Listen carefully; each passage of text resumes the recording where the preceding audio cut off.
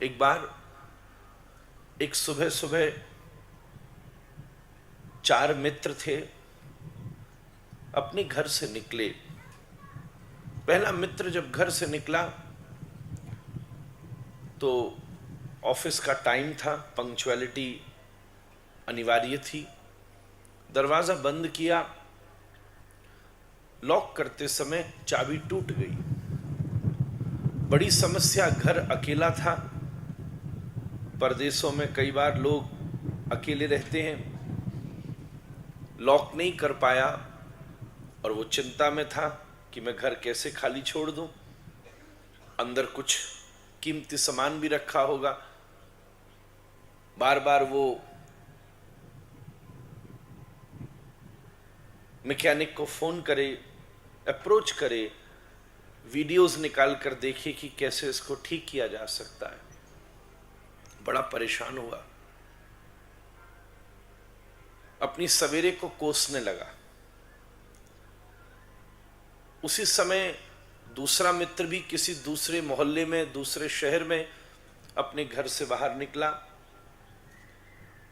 और जैसे ही वो बाहर निकला ही था कि पहली सीढ़ी पर ही उसका बैलेंस बिगड़ा और वो जमीन के ऊपर बड़ी तेज गिरा। उसका पैर मुड़ गया, मोच आ गई।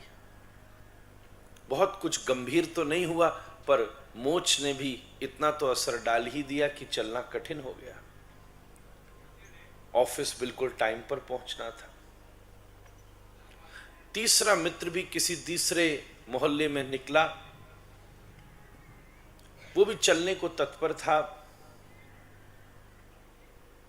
गाड़ी पर बैठ चुका था। बीच रास्ते में गाड़ी में फॉल्ट आ गया, गाड़ी खराब हो गई।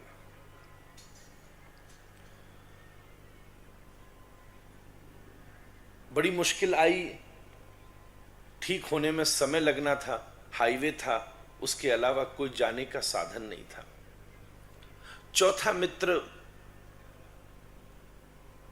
भी कहीं किसी शहर से निकला, मेट्रो स्टेशन पर अपने ऑफिस जाने के लिए पहुंचा। रोज उसकी दिनचर्या से उसका एक समय का अनुमान था।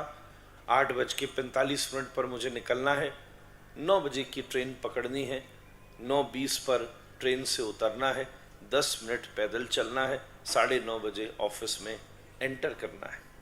ये करते करते उसको पिछले 20 वर्ष हो चुके थे।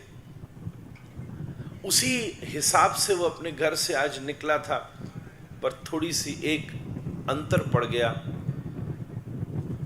जो इलेक्ट्रिक ऑटोमेटिक एस्केलेटर था स्टेशन के ऊपर, जो लगभग 5 मंजिल नीचे उतरता था,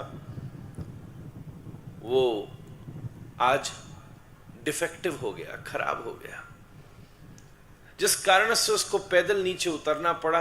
और जब वो ट्रेन के दरवाजे तक पहुंचा तब तक ट्रेन छूट चुकी थी। आज उसकी दिनचर्या अव्यवस्थित हो गई और मन ही मन ये चारों लोग विलग विलग स्थितियों से अपनी परिस्थितियों को कोसने लगे। ऐसी परिस्थिति बनी कि आज वो समय पर ऑफिस जा ही न पाए। जिसके पैर में मोच लगी थी उसे वापस सोफे पर बिठा दिया गया। जिसकी गाड़ी खराब हो गई थी वो गाड़ी के किनारे ही ठीक होने की प्रतीक्षा करने लगा। जिसके चाबी टूट गई थी वो दरवाज़ा खोल के फिर भीतर बैठ गया। जिसकी ट्रेन छूट चुकी थी वो स्टेशन पर बैठा प्रतीक्षा कर रहा था। अगली ट्रेन 1 घंटे बाद आनी थी। चारों अपनी अपनी जगह प्रतीक्षा कर रहे थे और ठीक 1 घंटे के बाद ही जज साहब वो चारों स्तब्ध रह गए, क्योंकि वो चारों अमेरिका के वर्ल्ड ट्रेड सेंटर में काम करते थे और वो बिल्डिंग गिर चुकी थी। उस समय उनको वहीं रहना था, पर उन चारों की वो परिस्थितियों ने उन्हें ऑफिस नहीं पहुंचाया। और जिस परिस्थिति के कारण वो आज की सवेरे को बहुत पीड़ा से देख रहे थे, बैड मॉर्निंग कह रहे थे, जब स्टेशन पर बैठे टीवी स्क्रीन के ऊपर उसने घटना को देखा, गाड़ी के साइड में चल रहे रेडियो में उसने घटना को सुना, और दोनों लोगों ने घर में बैठे हुए, एक के फोन में न्यूज अलर्ट आया और दूसरे ने मोच के साथ टेलीविजन को देखते हुए जब ये सुना कि जिस ऑफिस में उन्होंने जाना था वो तो गिर चुकी है। बैड मॉर्निंग एक ही झटके में उनके जीवन में ब्लेसिंग की तरह बदल गई।